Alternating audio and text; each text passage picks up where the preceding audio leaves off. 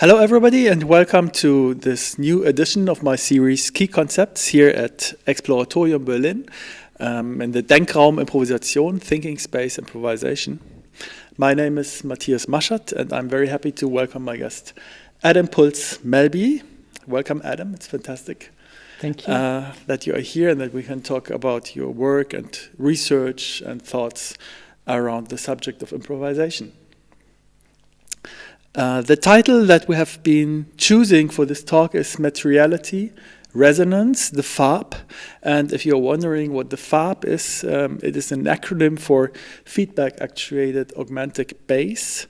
And tonight you will definitely learn more about this new fascinating instrument and its special features and characteristics. Before we start, I would like to say just a few words about Adam. Adam is a Berlin-based improviser, double bass player, programmer, instrument designer, and currently he's also a PhD researcher at Sonic Art Research Center at Queen's University in Belfast. Originally, he is from Denmark, where he has studied double bass and where he has also worked a lot with the Danish jazz scene. And since 2007, he has recorded and toured extensively as a soloist, as well as with musicians and groups such as Julia Reedy, Evan Parker, Lotte Anker, Pat Thomas, Flamingo, Ingrid Schmoliner, Emilio Gordoa, Ens Act, Peter Brötzmann, Magda Meyers, Axel Dörner, and so many more. As a composer, he wrote music for various ensembles, theater and dance groups, also commissioned compositions for the Danish National Museum of Art in Copenhagen and Aalborg. He also works with the artist collective MAP, which creates sound and video installations for museums in Denmark, Germany, and the Netherlands. And for the past 2 years, Adam has focused very much on the FAAB and the development of the instrument, on playing techniques, and also on general theoretic aspects of the instrument. And I think it was last year on the NIME conference, which is the International Conference on New Interfaces for Musical Expression. Together with his FAAB, he was awarded for the best performance, even. In my series Key Concepts, I'm asking for for key concepts, for terms, theories, or settings that may be of interest for theoretical considerations around the subject of improvisation. And right now on the agenda is the aspect of materiality and what impact it can have, what impact the material of physical objects may have on improvisation. Last month I had pianist Magda Meyers here as my guest, talking about materiality, particularly addressing the notion of performative timbre. And with Adam, I want to talk about materiality and the certain aspect of resonance. Already back in 2015, when I first got to know Adam, his fascination for resonance phenomena was highly developed and kind of obvious. It was a concert that I set up with him, Chris Heenan, and Michael Vorfeld, a trio called Ouroboros, where Adam recorded the other two musicians and played back their sounds into the room, leading to all kinds of feedbacks and resonances. And it was a really stunning performance that I can well remember. And even now, when I was going through Adam's writing, I got the impression that the aspect of resonance is somehow the driving force and central interest behind his art and thinking in many ways. Okay, but let's first of all go back to the aspect of materiality, even if we could, of course, always talk about the relation between the two, or the relation between materiality and resonance. So as a start, my question is, what is your concern with materiality when it comes to improvisation in general, maybe? Why are we talking about materiality in the context of improvisation, in your view? Yeah. Good question. Good question. Jumping right in. Yeah. I think more and more, I guess I come to realize that materiality and matter defines our relationship to the world in so many ways that we are often possibly not really aware of. In a way, it should maybe be obvious, but I think there's also, maybe especially in a Western, possibly in a Western, let's say Cartesian, Platonian tradition, that there's a great focus on the cerebral aspects of our relationship to the world and to the objects that we interact with. And me having been going through the whole training of like an academy trained musician, there's of course a lot of, I guess, what you would call woodshedding or working with your instrument, but it also it can become very theoretical at times, and I think especially through working with this new instrument, the FAAB, that I have been working with for the past couple of years, I've come to realize how much matter actually matters. Mm-hmm. I guess we'll probably talk about the writer and thinker Karen Barat later, but she says that the only thing that doesn't seem to matter anymore is matter. Mm-hmm. And in a way, I guess she's right. We sometimes take it for granted in a way that we forget it's actually there, and materiality, matter, the way we interact with the objects let's say in improvisation, the way we interact with our instruments, I think to a large extent defines what improvisation actually becomes. There's a whole thing to unravel there with like what the instruments actually, let's say, what their affordances are, but also meaning what they demand from us, or how in our interaction with them, and also how they push back against our intentions. And I think in that space, there's a whole that's really where the improvisation, or in general, like music, happens. So it's an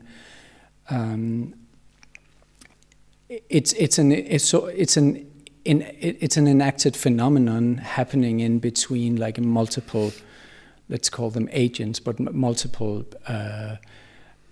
materials, human intentions, situations, environments, and their materiality plays a highly defining role. Mm-hmm. So for me, when I'm thinking about the aspect of materiality in, let's say, a free improvisation, new improvisation, I always feel that there's a lot of use of objects and also extended techniques using preparations. Kind of changing the sound of the instrument by the use of different materials. And improvisers are very much exploring the sound qualities of these different objects. So this is what I often bring together with my thinking of materiality in the aspect of improvised music. I feel that you are somehow a step before that. So you would already consider this aspect simply playing your usual instrument. Let's say you have a double bass and you have your bow, and already here you would say, okay, I have this object in front of me with its certain specifics, and already here it's a kind of challenge to deal with the materiality of the instrument itself. Yeah, absolutely. So when I got my first double bass, which is actually still the instrument I play, like when I play an acoustic double bass. It was, I was 17 and my dad and I drove to this music school in Denmark because we had been told there was a decent double bass there, and I was at that time playing electric bass. And we drove there, and there was this, they were selling an instrument that they had lying around in the school for quite a number of years, I think. And I didn't know anything about double basses at that time, but it worked. It had 4 strings, and they made sound when you plucked them. So I was like, fine. We bought it and brought it back. What I didn't really realize at that time was that it was set up in a way that no sane person would ever set up a double bass. So the bridge was super high and kind of bent in a weird way, which meant that the strings were incredibly high. Which means that they're really difficult to press down and they're really difficult to pluck.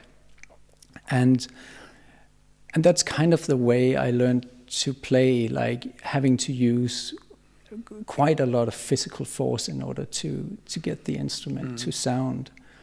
And since then, I haven't really been able to play instruments that are, let's say, too easy in that way to play. And especially when I started studying in the academy, I was always, my teachers always complained about my instrument, that it was just impossible to do anything like, to play fast jazz on it, because it had so much resistance. And I kind of, at that time, I didn't have, in my early 20s, I could see what they meant, but at the same time, I also had a very, sort of like this physical need to play an instrument that was like extremely hard to play, or that pushed back against what I did, that I could really engage with and feel. So there was this conflict all the time with, especially with playing, more or less like traditional jazz and mainstream, where I would have to give so much energy into the instrument in order to do what I thought it was supposed to do. But then when I started moving into more improvised music, I realized, okay, but there's also, apart from it just being really difficult, there's actually also a lot of things that make total sense because the instrument responds in a different way, and especially with the bow, you can get all of these fascinating sounds out of it that I can't do if it's adjusted in a more traditional way. And I think that it's only now that I start realizing that kind of resistance in the material, in the object that I work with, is actually really useful in both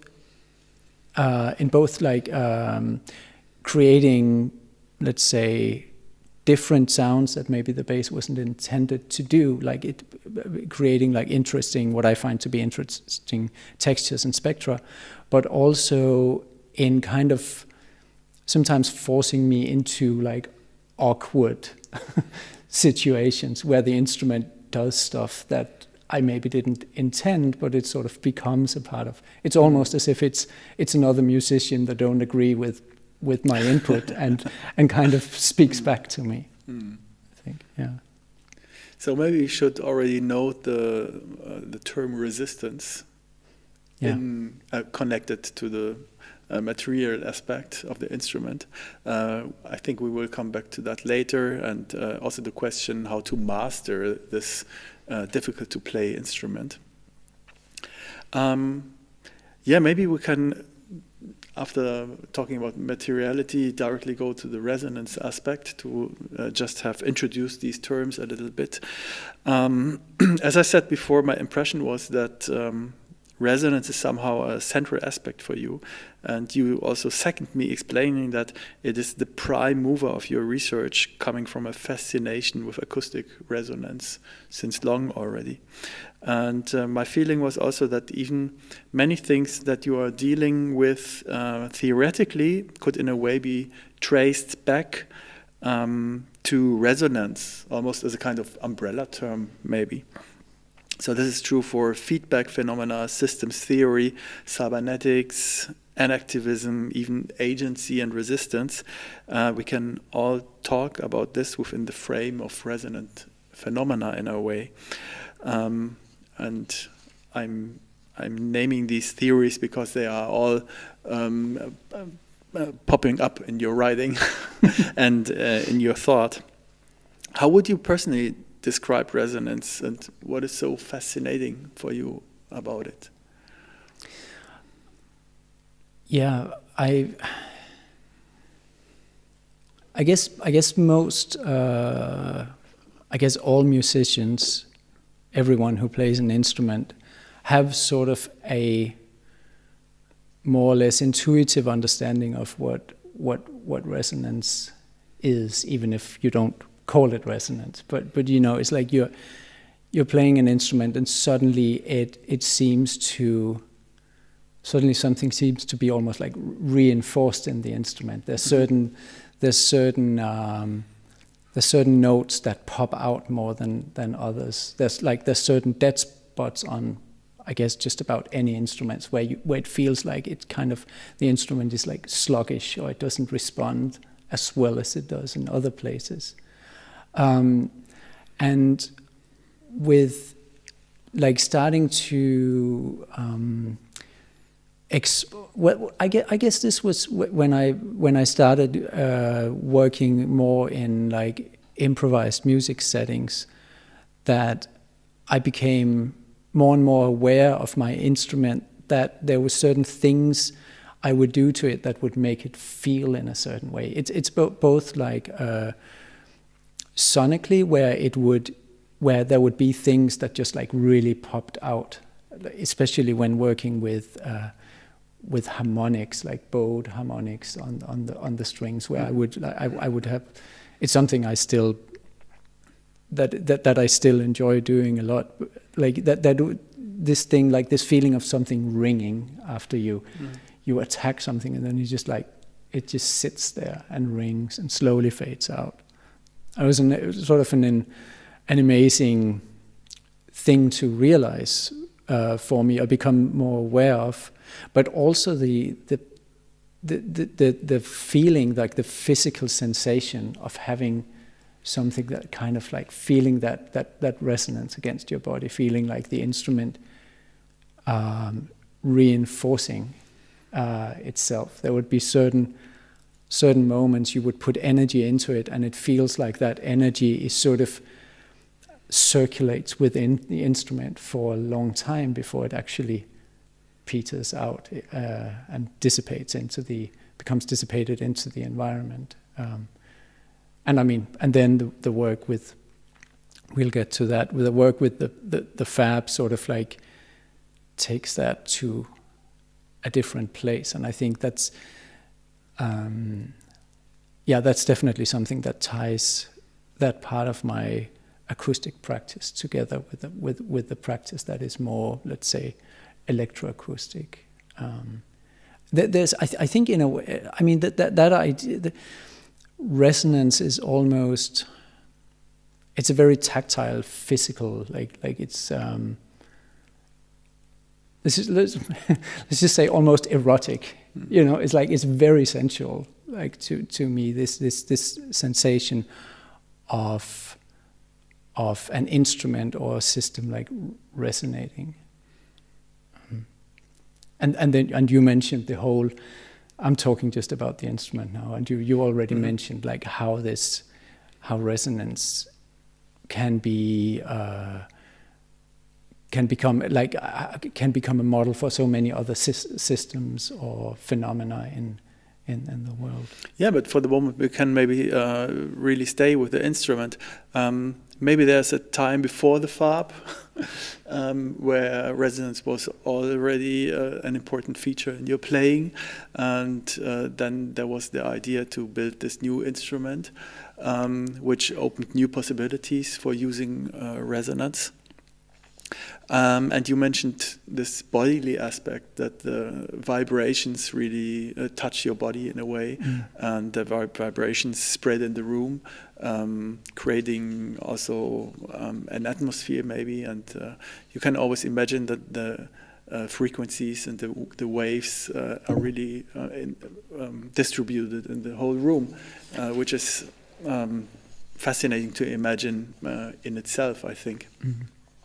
I don't know if you have some examples from your musical practice as an improviser, maybe as a solo improviser or in a group, where you would like to talk about making it a bit more plastic, maybe a bit more. Can you think of something? Yeah, sure. In my solo practice, so I guess my solo practice has developed quite a lot since I started playing solo concerts. I guess in the beginning I was very, especially in my solo practice, I was kind of trying to translate like the gestural language of group improvisation, like the more, like, let's say maybe like a more traditional, let's say European form of improvisation where that can be very active, and I was like translated that into the bass, and that would be solo performances would be very much concerned with like quick changes and kind of virtuosic approaches to playing the instrument. But more and more I got interested in like these slowly evolving textures where I could sort of explore again the resonances of the instrument and how and the instrument's relationship to the room. For example, by bowing slowly, like bowing strings and not changing pitch or anything for a really long time, to really see what happens if you just bow this one string for a long time. Maybe you change certain facets of like your finger pressure, like or the bow pressure, but you kind of stick with a static texture that then like itself becomes like modulated on a more micro level, and that would bring out different textures, resonances of that static texture. And I guess in a group, and I guess actually this solo practice was informed by when I moved to Berlin and I started playing in a group with Chris Heenan on contrabass clarinet and Kristin Windfeldt, a Danish drummer, a group that is now called Flamingo, and we would really explore these like drone textures and see how the instruments relate to each other, how that all of that. You mentioned plasticity, like how that stuff almost like melts into one entity. How it sounds entangle. Yeah. To use this word already, maybe. Exactly. And you also said that your discovery and your development of the FAAB also changed your view a little bit on resonance and materiality, so that you made a lot of discoveries about these phenomena. Now, maybe we can already talk about it before we haven't heard and explained the FAAB. What has changed with the development of the instrument when dealing with these theoretical aspects?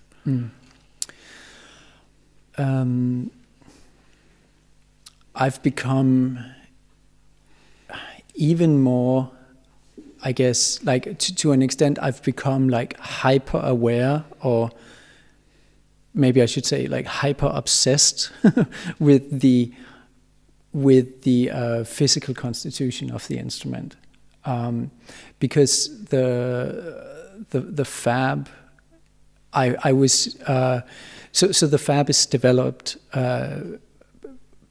by me and an instrument designer called Halldór Úlfarsson.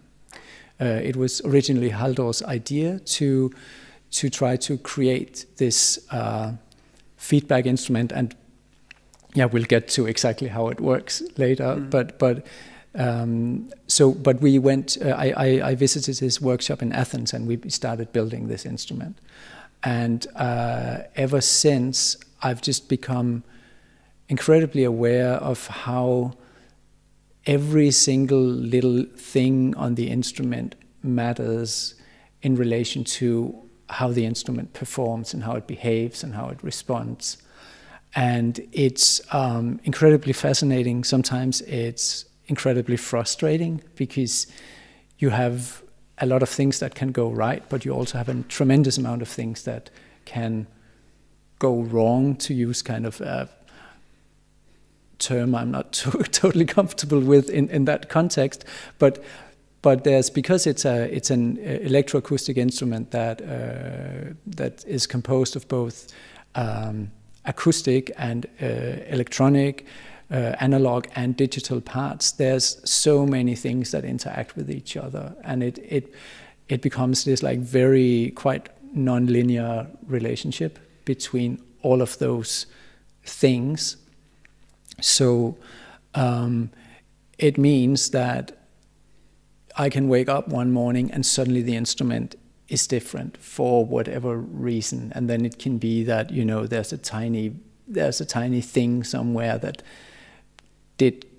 got dislocated, and it just completely changes the way the instrument responds. That's also the case with acoustic instruments, but I feel with this instrument, especially probably because there's a lot of power going through it, like there's a high gain structure in the instrument that will also amplify differences or amplify changes, and they can become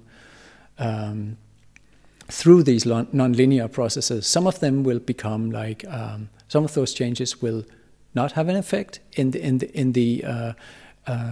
how the instrument responds, but some of them will, for whatever reason, have a tremendous effect. It's kind of like this, like pop culture chaos theory idea of a butterfly flapping its wings in Hong Kong, and then you have a storm in New York 2 weeks later. Like it really does feel like. I became aware of how much these things interact, and So there's a high degree of autonomy in the instrument itself. I'd say so. Yeah, it's, and I'd say because of the instrument is has energy provided not just from the player, but actually from a wall plug. You know, there's there's electricity transferred into the instrument through an amplifier.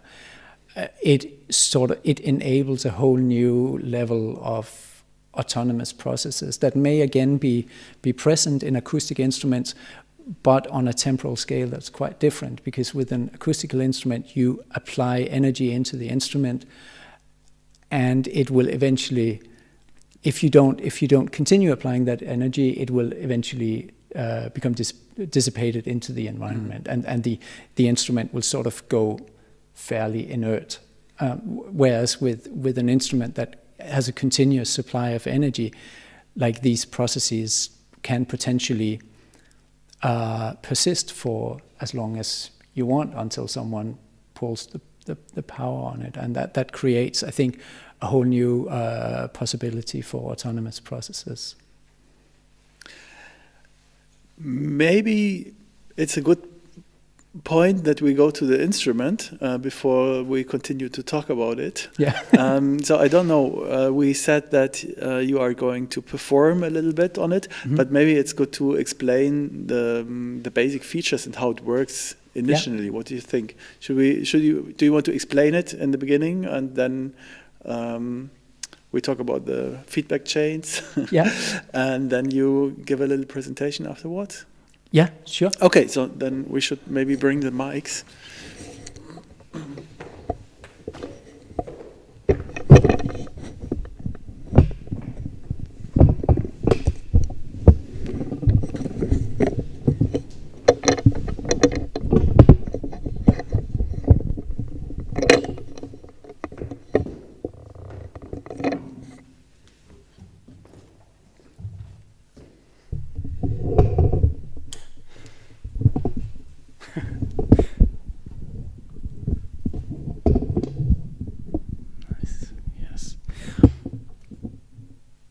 Yeah, okay, so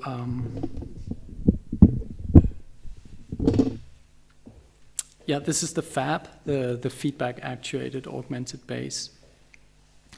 It is, so Halldór Úlfarsson, the guy I designed it with, he originally designed an instrument called the Halldórophone, which is a feedback string instrument, and the instrument is designed much like the Halldórophone, meaning that you have pickups, a pickup for each string, picking up the vibrations of the strings. The signal from the pickup is then sent to an amplifier. The amplifier, as amplifiers do, amplifies the signal and sends it out to the speaker in the back of the instrument. Obviously, the speaker makes sure that propagates, it creates air pressure that we perceive as sound, but it also mechanically vibrates the body of the instrument, which then revibrates or vibrates the bridge, vibrating the strings. And by doing so, the strings will enter into these self-oscillatory patterns. They will often start, or they will start feeding back at often their own fundamental frequency. I could maybe just show that. So if I turn up the volume, say on the lowest string,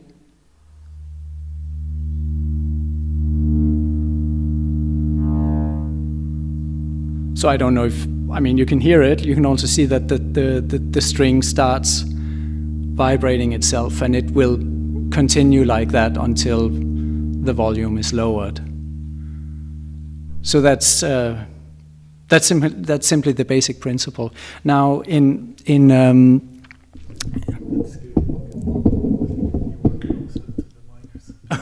so now I'm speaking louder. Yeah. No, that's good. But with the bass, I think you. Oh yeah. Okay. Just a little bit closer. Yeah. I can do it again just in case.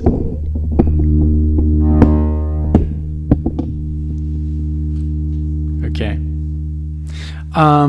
Something that's when Halldór and I started working on this, we implemented something that he hadn't been exploring that much in his earlier designs, which was to add a microprocessor, a computer on the instrument that takes the signal from the pickups and that allows for various kinds of signal processing. So that's simply like the little thing sitting underneath the fingerboard here. And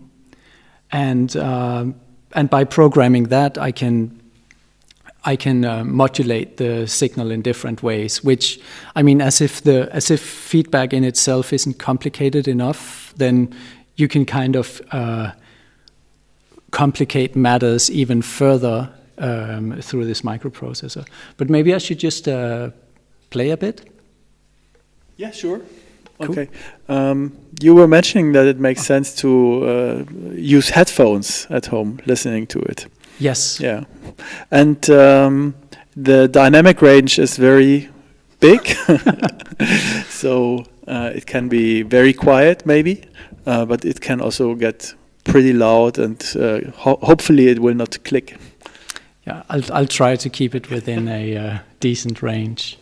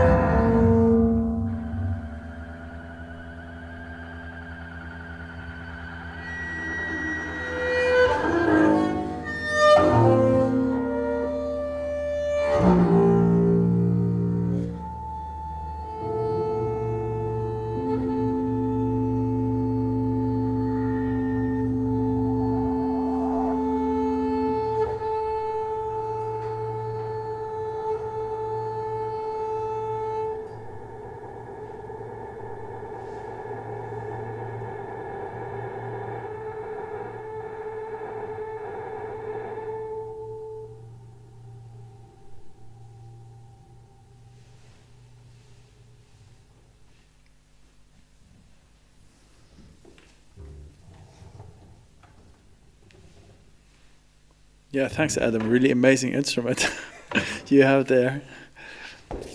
We go back, yeah.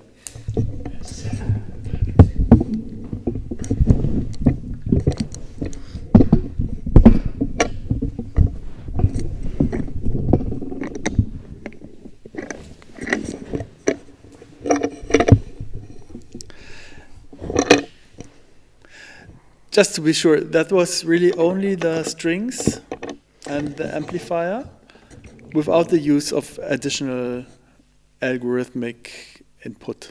In the end, I guess the last maybe half, I was using some processing. Okay, so later that you started using this additionally, this feature. Actually, the whole way there was some processing happening, but in the beginning, it's possible. It's only apparent to me that some processing is going on. We can maybe talk about some specifics of that later. But definitely in the beginning, what you hear is the strings being amplified. That's what you would guess. I guess you could call the pure feedback you hear, and then later on something starts happening to how the signal is being processed. But this is something that you can control, that you simply add? I mean, is it your decision? You say, okay, now I would like to have more signal processing additionally to only the feedback? Yes, that's I can. What I can change on the instrument is I can change the volume of each string, and I can change, let's say, the blend of each algorithm or effect. So I can choose to introduce an algorithm, but I cannot choose what it does in a way. And that's something that's quite important to me in my musical practice, but also research, and I think has some philosophical or like maybe aesthetical implications also. This thing that I have well, I mean, first and foremost, playing the bass often requires two hands, so I also simply can't. There's a limit to how much I can actually control because of playing, but also I don't want to control too many things. Ideally, I would have no control interface on the bass, and it would just go its own way. You have this very nice sentence on your website, which I would like to quote. The human performer is ever reminded that their place in the world is in the midst of and not on top of other beings. So does that relate to your idea of aesthetics in improvisation in general, maybe? And here in this particular case, that you are not telling the bass what to do. Yeah, it's. I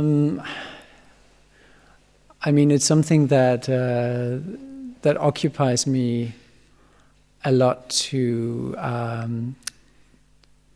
Well, thinking about this very notion. First of all, yeah, I think, let's say, I mean, there's a whole ethical side to the argument that we are not on that we shouldn't be. We pretend as if humans, as if we are on top of other things, and instead of just being one amongst infinitude of other beings and objects and phenomena. That's one thing. But then, like, something that interests me in this work with this instrument is, can I somehow create an instrument that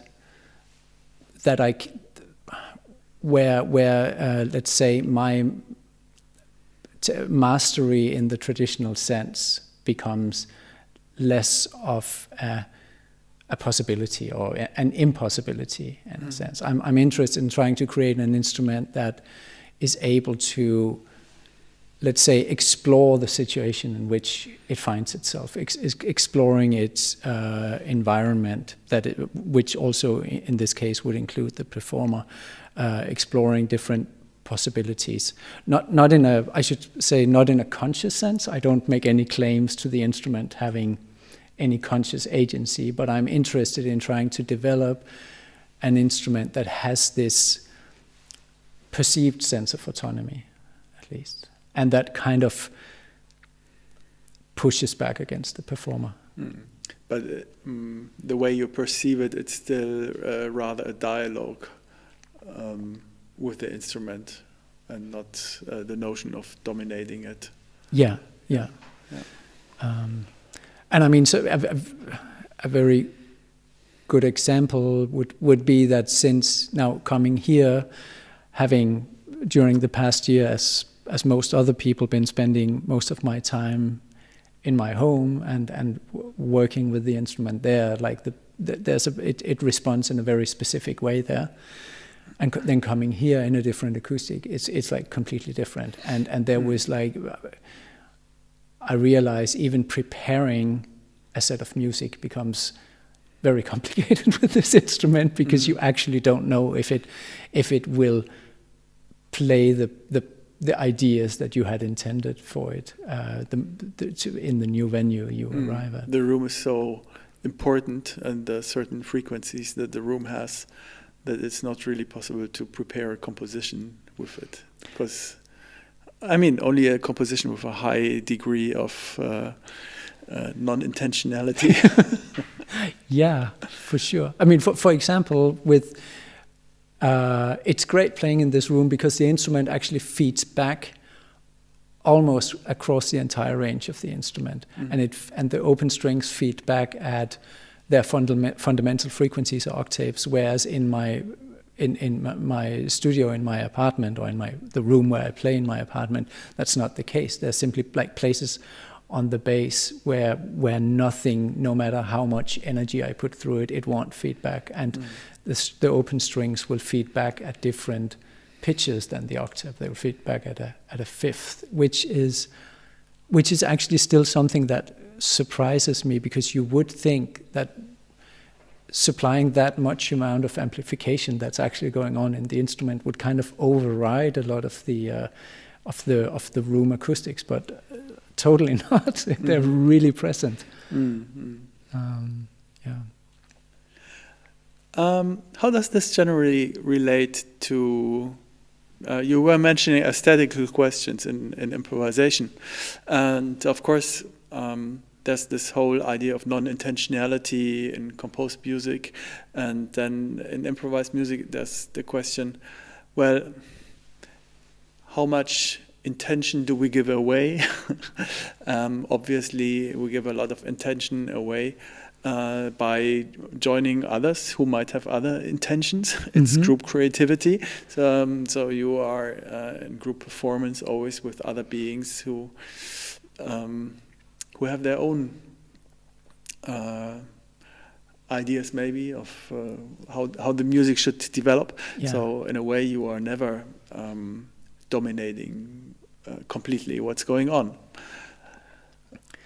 Can you talk about solo improvisation and group improvisation in this context, maybe? Yeah, for sure. I mean, there's so many different approaches to improvisation, so I should probably say that, like, the only one I, with like any degree of knowledge, can really talk about is what I guess we would identify as European improvised music or free jazz, that tradition. I won't even, I have very little understanding, although a great appreciation of all the other kinds of improvised musics that exist and always existed. But I guess what the improvisation I have been doing, I've often found that, I mean, it's such a like it's often when your intentions become compromised in a way that's like often like great music can come of that, or at least where I feel that the improvisation can become interesting is when you somehow become compromised. And again, this is like there's so many like there's also musicians who've been playing together for 35 years or like work in different aesthetics than what we identify as like European improvised music, even within the like a Western musical idiom, where these groups they rely on other let's say processes while still improvising, where maybe they use like very slowly evolving long form structures, or they've been playing together for so long that you start wondering, are they actually compromising each other? But great music still happens. But I still think that you in improvised music you can have situations where there's a great disagreement and still like quite interesting music happens. And sometimes if things become too almost cohesive, or if the music sort of reaches too much of an equilibrium where all are in agreement, that's actually where it can start feeling quite stale. And this is my own subjective opinion, but this was when you then start playing solo performances and solo improvising. At first maybe you're thinking, oh, this is amazing because I can do just about whatever I want to, and finally I can do that amazing musical work that I always wanted to do, except I was always obstructed by the other jerks. But then you realize that you suddenly need to apply different tactics, because you're not playing with or against anyone else. You just like, you're kind of playing into that void, which turns out to be yourself, and that can be incredibly confronting. I find when solo improvising, you start at some points. I've been like begging for someone to do something to push me into a different direction, because you find yourself suddenly engaging with something you don't know how to get out of, and that's where improvising with someone can be such a liberation, that someone comes and kind of like gives you a kick. So I think that's, I still feel with this instrument, possibly also because it's still a very new instrument to me, that it sort of does some of that, what you would sometimes have other musicians do, or what you would have happen in an improvised context. It introduces a certain kind of entropy, a certain kind of noise, unpredictability into the situation. Yeah, I was wondering if it's really solo improvisation. Yeah, exactly. That's a good question, and I mean, is any solo improvisation really solo improvisation? I mean, we are always, maybe also, and that returns to what I was talking about with having an acoustic instrument that's set up very difficult to play like this. That's that resistance again that I personally cherish quite a lot. And you're also using the notion of precariousness in improvisation. So is this a kind of ideal state?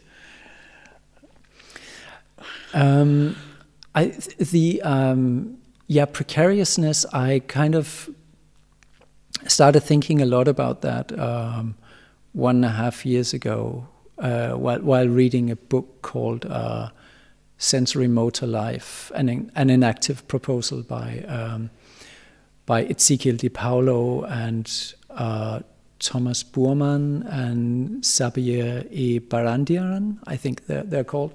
They're like inactivist cognitive scientists. And they talk a lot about precariousness, equilibrium in let's say in humans' interactions with their environment, and that they talk a lot about this idea that our relationships somehow entails a certain kind of precariousness, because without that we would reach an equilibrium. Like we like these interactions need to be. They can't be completely symmetrical. Like there's always precariousness involved, and that goes for, like, let's say intersubjective social relations, but also biological relations. It never, like, let's say the moment you reach equilibrium, that's not a good place to be. Kind of you kind of want to be in a situation that's dynamical, right? It's like lying on the couch the whole weekend watching TV. I mean, well, it's personally. Well, I mean, it's a question. What is equilibrium? It's not so easy to define when we're thinking about this state. I mean, maybe this example you are giving would maybe exactly not be equilibrium. Yeah. Yeah. I mean, I guess equilibrium, like complete equilibrium, would be like the heat death of the universe, right? Far ahead in the future, when we are at like a total entropy all over the universe. That's the end. There's nothing more then. I guess, at least according to classical physics. So in a way, I think often music, at least the music I have been working with, often thrives when it doesn't reach an equilibrium, when there's something new, like disturbing it, coming in and giving it a kick, which is what that forces you to adapt, because at the same time that this precariousness sort of also entails that there is some kind of trying to reach an equilibrium, but it always gets disturbed, it gets perturbed. So I guess that's the adaptive process, reaching for an equilibrium that never arrives, that you never arrive at, because of perturbances from your environment. And we should be grateful for those. So in improvised music, maybe equilibrium could simply be a passage that really works well, and the way everybody is playing together, there's a fantastic result and whatever. But you think it would be good that it doesn't only stay here, but it still needs more challenges in a way. I mean, also mastery is a relative term, I would say, when it comes to improvisation. Because I think a lot of improvisers would argue that they are, of course, masters of their instrument, and that they are capable of really doing incredible things with their instrument. But at the same time, their mastery also lies in dealing with precarious situations. So I think this is this double aspect of mastery, and so also mastering these kinds of uncontrollable situation, mastering the unpredictability of what's going on. I think these are the kind of qualities that not only challenge the mastery, but being able to cope with that is the mastery in improvisation itself. Yeah. Would you agree with that? Or? Yeah, exactly. I think I've been toying with this term that I call diachronic mastery, which is exactly this kind of like dynamic mastery. It's not a stable mastery. It's exactly the ability to respond to a dynamically changing situation. Hubert Dreyfus, the I guess philosopher and who was also a great criticist of especially early AI, early artificial intelligence. He talks about skillful coping, which is a term I really like that term. It's like this idea that you are actually coping with stuff. There's things you can't know. There's things that pushes back at you, but you have it, like, you can still be skillful in that coping. And I think that, I agree with you. Mastery in improvisation, needs to entail that kind of openness to what is actually happening. And that's a difficult thing to. Again, it's not a thing you can achieve. It's a thing, I guess, you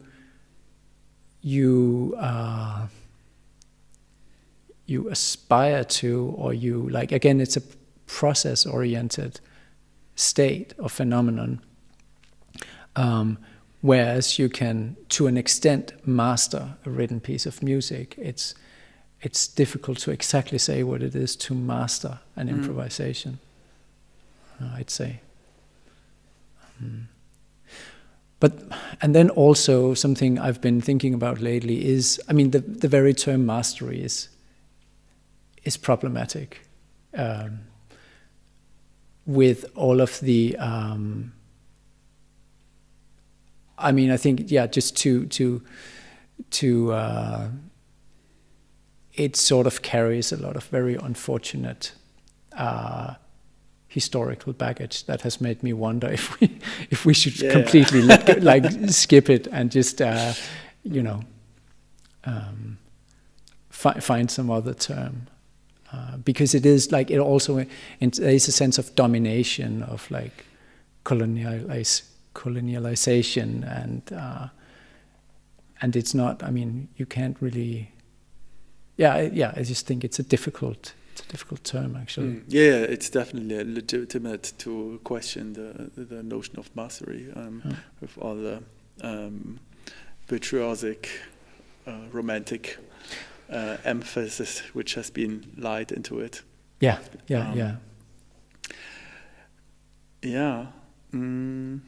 What was it I wanted to ask? Sorry.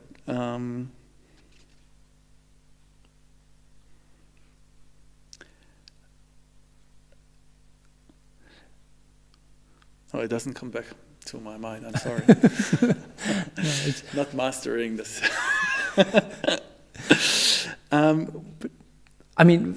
One thing I was. I think one thing that can be argued against what we talked about earlier, that the instrument has autonomy and it doesn't do what I want it to do, or that I somehow design a certain sense of resistance into the instrument, is there is of course the counter argument that it's still me designing it. And also, I've only been playing this instrument for 2 years. I've been playing the double bass for 20 years. It's possible that I will simply reach a state where I have achieved some sense of, again, mastery. The term rears of its ugly head, but where I have come to a stage where I can actually reliably predict what the instrument does, and I think that's something that really remains to be seen. I can't really get my head around it. I suspect that it may be the case to some extent, but then again, just now coming to a different room, because I really haven't played the instrument in very many different rooms. It's a totally different thing. So hopefully, maybe it will never be mastered.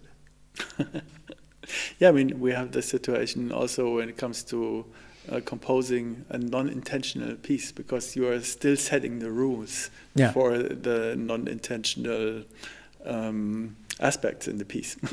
So let's go. Let's leave the talking about the improvisation behind for a moment, and now it's back. Exploration is maybe the term that you are also using, exploring the instrument, exploring the situation. Maybe this is another counter term for mastery in a way. That it's rather about exploring the situation and letting things happen. Yeah, but anyway, you are dealing a lot of different theories, be it cybernetics or systems theory, or you were mentioning Karen Barat in the beginning, and I don't exactly know in which direction we would like to go. Maybe you can choose also. So when you were mentioning Karen Barat's book, Meeting the Universe Halfway, in the beginning, maybe we can go back to the notion of meta and what you are taking from her for your thinking. Yeah, I read her book, I guess in August, and had been aware of it for quite a while, and it's an incredibly dense and amazing piece of writing, I must say. So I should actually suggest that I get her credentials right. So it says she's a professor of feminist studies, philosophy and history of consciousness, and at the University of California, Santa Cruz. But she also has a doctorate in theoretical particle physics, which I guess puts her in a really interesting spot in terms of, because she's dealing with science and technology studies, and she's really had her, she's really been, actually she's a trained scientist. So and her book, Meeting the Universe Halfway, is, I guess, an exploration of a whole range of topics. What was matter, materiality, agency, things like that. But from the perspective of someone who actually understands particle physics and quantum physics, and she uses the philosophy and writings of the Danish quantum physicist Niels Bohr as a kind of a way of addressing many of these issues. And I guess Bohr has received, since I guess for a long time it was what they called the Copenhagen interpretation of quantum physics was the understanding of quantum physics that was being taught everywhere. And that has since, to my, because I have such little understanding of that entire field, but it seems like the Copenhagen interpretation doesn't have that much going for it at the moment. But she kind of uses his ontology, and he was thinking a lot also beyond maybe quantum physics and thinking about epistemology and how we know the world, and I think she tries to rescue him from the claim that he was an anti-realist, well, I mean, I'm still grappling with her work because it's so multifaceted. But something I definitely took from it is her ideas about how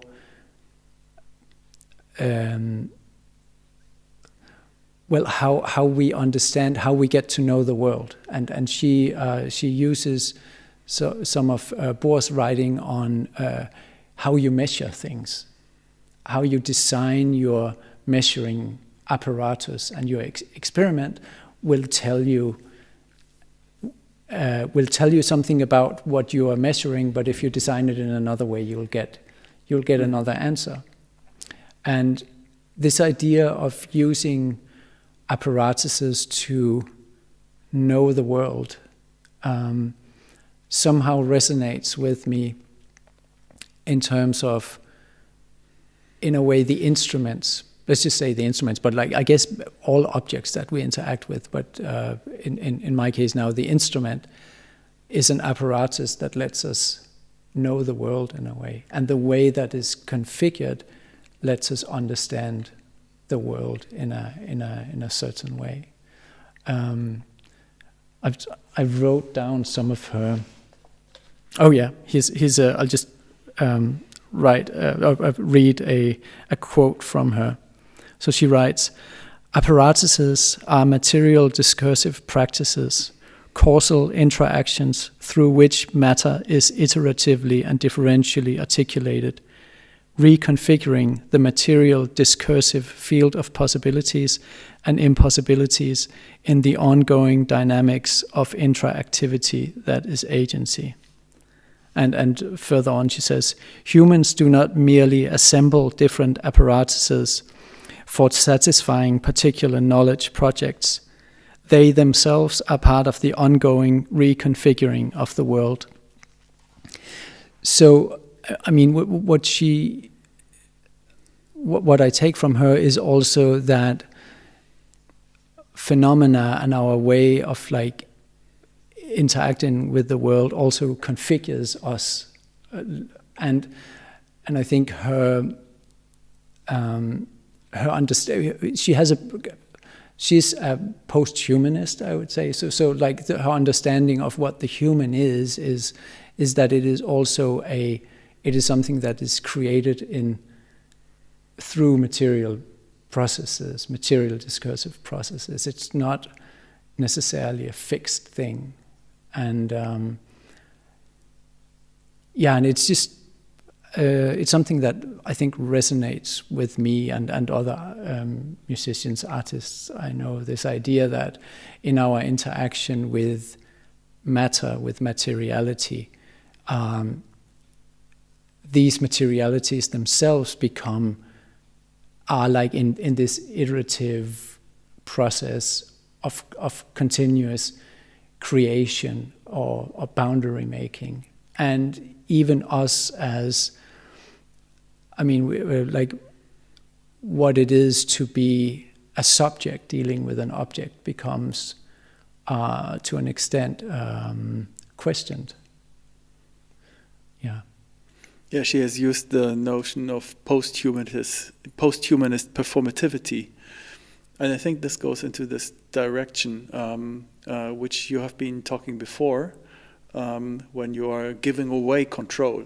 So it's not the notion of humans being dominating the world in a way, but giving away control. Yeah, or maybe we never had it in the first place. It's not even ours to give, but yeah.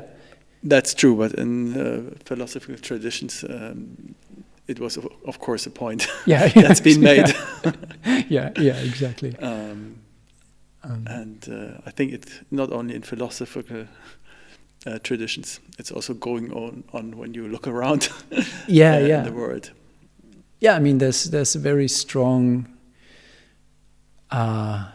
subject-object binaries wherever we look. And I think, and I mean, this again plays into, I think, ideas of what the musical work, again, because if we talk about music, it really brings into question what the musical work is. It brings into question what it is that,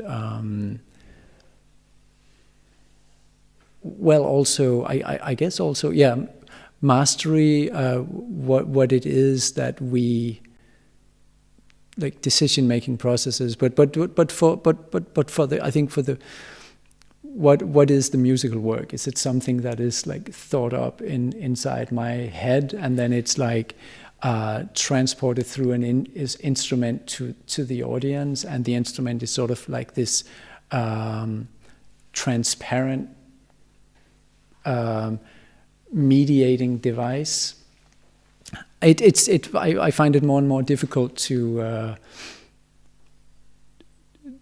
make that claim or to find that true. I think it's it's a much more like ongoing process of configuration and enactment, where what is actually the musical work is something that is created in the process of doing it, in the interaction between like multiple agencies or semi-autonomous entities, phenomena, some of which perceive themselves to be subjects, which is, I guess, still a matter of contention even in... I mean, we have an understanding of ourselves as subjects. It's I guess the question is if that has any root in actual reality, or if that is something we make ourselves believe, or we are made to believe through these processes. Would you say that the tradition of free improvisation incorporates these ideas somehow since long? I mean, hasn't it always been present in free improvisation? That's a good question.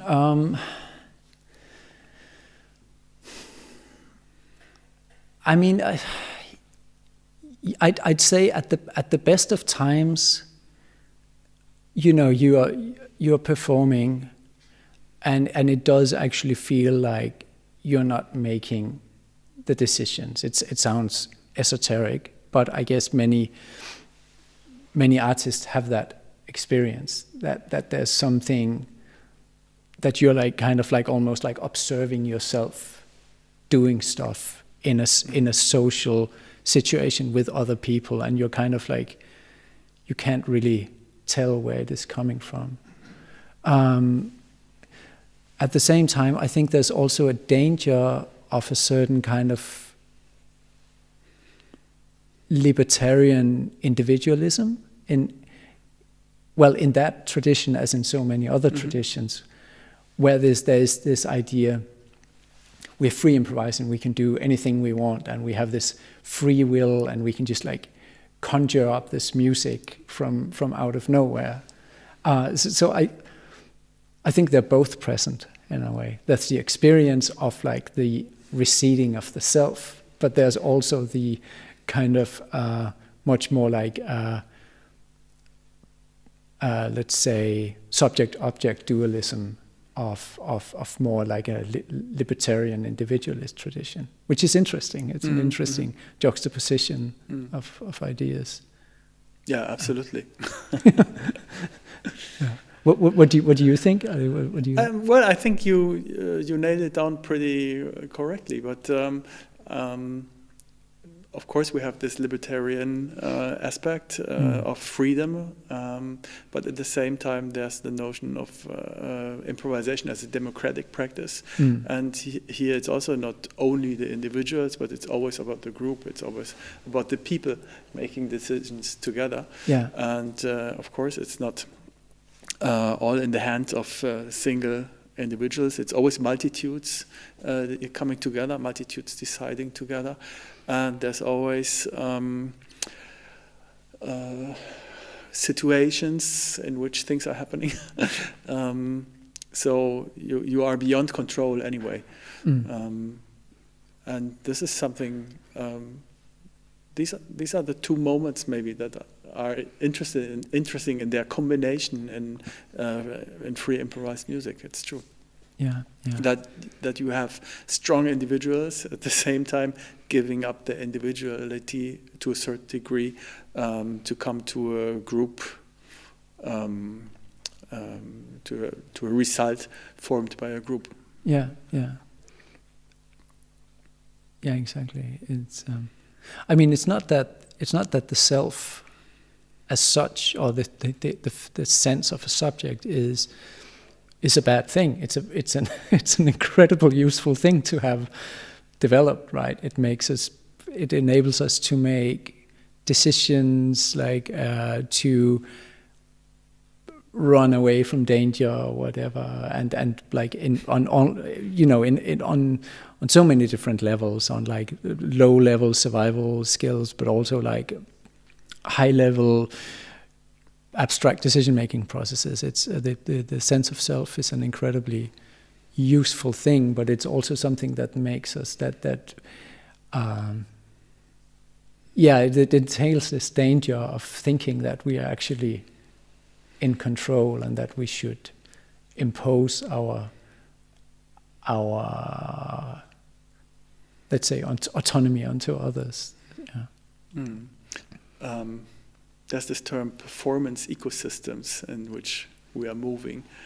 Maybe this could be a last point that we're talking about today, about the relation in performance ecosystems. And maybe have you been playing in a group with the FAAB already? Yes, a few, not too much, but yes. So what's your experience from that? It's definitely there's some challenges there with an instrument like that because you're suddenly exposing other improvisers to the idiosyncrasies of the instrument. At the same time, I mean, like a group I've been working quite a lot with Paul Stapleton in Belfast and John Bowers in Newcastle. We have really explored these. All of us play instruments that in different ways are fairly unpredictable and where we only have like sort of like vague ideas of control on a meta level, and there I find it works really well. Like if everyone is in on the game, that we humans are sort of a bit along for the ride in this like more complex systems of like multiple feedback or multiple chained feedback loops happening between instruments, and then it can work, and there's like definitely stuff to explore. And and I guess that's the performance ecosystems idea, which was first proposed by John Bowers and Simon Waters, who is also in Belfast. I think exactly deals with this idea that a not just electroacoustic feedback systems are performance ecosystems, but that music making is often comprised of so many layers of again, human intentions, objects.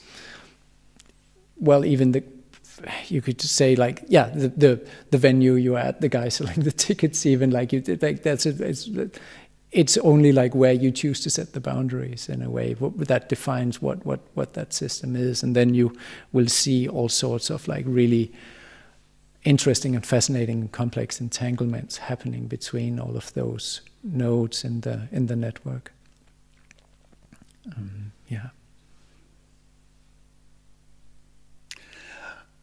All right, I would say that was really a lot of content that you have been talking about today. Thank you very much for this, Adam. It's been really, really fascinating. Would you like to perform another piece as an end to this evening, since you are here? And it's a new room and a possibility to perform. There are not many at the moment. So I would be really happy to hear another improvisation of you with the FAAB, if you are up to it. Yeah, sure. Okay. Then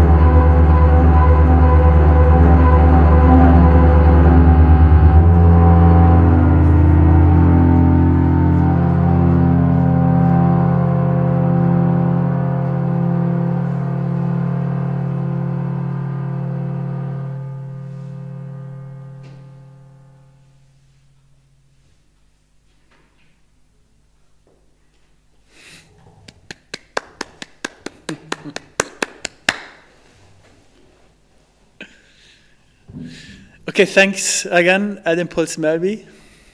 Great that you came here to Exploratorium for our talk together. It's been really fascinating. Thanks everybody for watching and joining the live stream. My next talk will be on 30 years of Echtzeitmusik, and my guests are going to be Andrea Neumann, Burkhard Beins, and Ignaz Schick. They will be here on the 20th of May, so if you are interested, please join again. And if you would like to hear the other talks that I have led here at Exploratorium, there's a whole playlist at YouTube called Talk and Improvisation. Maybe that's interesting. I hope to see everybody soon live in real, back in Exploratorium as well. Thanks again. Till next time.